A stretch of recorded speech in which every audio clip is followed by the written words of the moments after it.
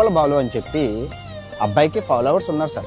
Followers ఉన్నారు. అబ్బాయి betting app. అబ్బాయికి కూడా 10 లక్షలు, 5 లక్షలు, 20,000, 50,000 ఇచ్చిన కంపెనీలు ఉన్నాయి సార్.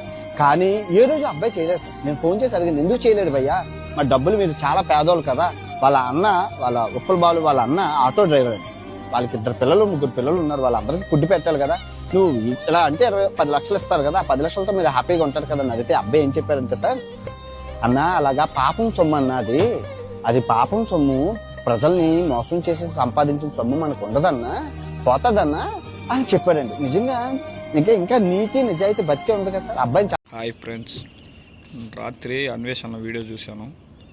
ఆ వీడియోలో చాలా అర్థం ఉంది.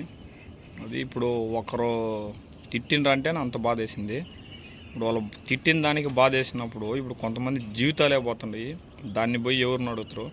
ఇప్పుడు దీన్ని అంతటి కారణము ప్రభుత్వమే చేస్తుంది. ఇప్పుడు ప్రభుత్వం అసలు ఆ యాప్లే వాళ్ళకి పర్మిషన్ ఇవ్వకపోతే ఇప్పుడు వీళ్ళందరూ ఎట్ట చేస్తారు? లేదు కదా. ఇప్పుడు వాళ్ళు చేసిండ్రు వీళ్ళు చేసిండ్రు అని అన్వేషణ పోరాడుతుండ్రు. దానికి నేను ఫుల్ సపోర్ట్ ఇస్తాను. ఇప్పుడు మీరు కూడా సపోర్ట్ ఇవ్వండి.